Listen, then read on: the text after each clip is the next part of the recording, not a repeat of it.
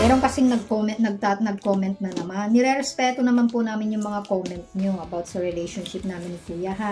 Kasi, ibig sabihin, nakaka-relate kayo or concerned kayo or yung iba ayaw lang din talaga, which is we respect din naman. No problem. That's life. Pero yung isang nag-comment kasi sabi niya, malamang, pag nag-60 ka na, kulukulubot na yan, iiwan ka lang din yan. Kasi nga, bata pa yan, maghahanap din yan ng mas bata sa'yo. Real talk. Sabi pa niya, may real talk. Sabi niya. Iwan, dilpatak, tupay, takukin. Sakay. Yan ba seryoso tayo? Ulo. Hindi guys, alam nyo, ikaw na nga mag-explain sa kanila. Para naman maniwala sila, baka akala nila, hostage na kita. Paano magpaliwanag? Sabihin mo na, kung anong nararamdaman ng buto mo, ay puso mo pala. Yung nararamdaman ng buto ko, guys, pag nakikita ko, agot-otog na dumatakal na tumangtang guys. Ano di ba, sir na? Hindi kasi guys, ganito kasi napakasimple lang naman yan. Ang gusto lang namin sabihin sa inyo ha, sa lahat ng mga followers, bashers, or mga tamang neutral lang, no need to overthink about the future. Okay? Malay mo ba yung nag-comment yan? Malay mo ba, darling? Kung bukas Naiwan makalawa, siya. buhay pa ba ako? Buhay pa ba si kuya nyo? Buhay ka pa ba? Bakit mo iisipin yung 20 years from now?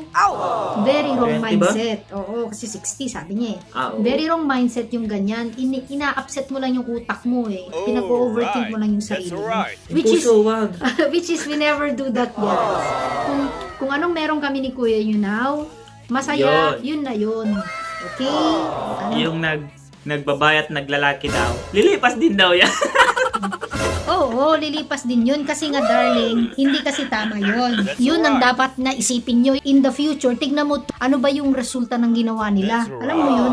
Sa amin naman ni kuya nyo, legal naman kami. Wala naman kami inaapakang tao. So kung yung problema, yung age gap talaga namin na 13 years, na pag 50 na ako or 60 na ako, bata pa rin siya, matanda, kulukulubot na ako, maghahanap niya ng bata, wala na kayong pakialam. Okay? Kasi in the first place, kung ate nyo, kung once na, magluko na itong si kuya nyo, ipagpapalit na ako, makikita ko na yung red flag, hahayaan ko na yan. Ihahatid ko pa yan, guys. With a very... Dito na yung maleta, guys. Oo, guys. Ihatid na ako mamaya, guys. Yan, oo. Ihahatid ko pa yan with open arms, with a very graceful, kind gesture. And open legs. Okay? Kasi nga guys, naniniwala ako minsan lang tayo mabuhay sa mundo. Kaya sulitin mo na ang freshly baked. Huwag nating masyadong seryosohin yung mga bagay-bagay. Let it go, let it flow, let it come. Okay? Let it be, oh, let it be. Pero kung kami naman ni Kuya yung magkakatuluyan for life hanggang sa mategi bells na isa sa amin. Bigyan mo lang ako ng baby. Okay lang din naman pag hindi kami nagkatuluyan. Bakit? Kasi natikman ko naman siya. Ako rin nakaunang kagat sa Pink kanya. pa nun yun. Ngayon brown na. Kawawa na Brown yung o black? second. Kawawa na yung pangalawa. Tira-tira na lang, no? Parang panis na, no? Hindi na Fresh. Timan. Okay lang, masarap ka pa rin naman. Bitaw ko mo na! Bitaw mo na! Wrestling kami kagabi, guys.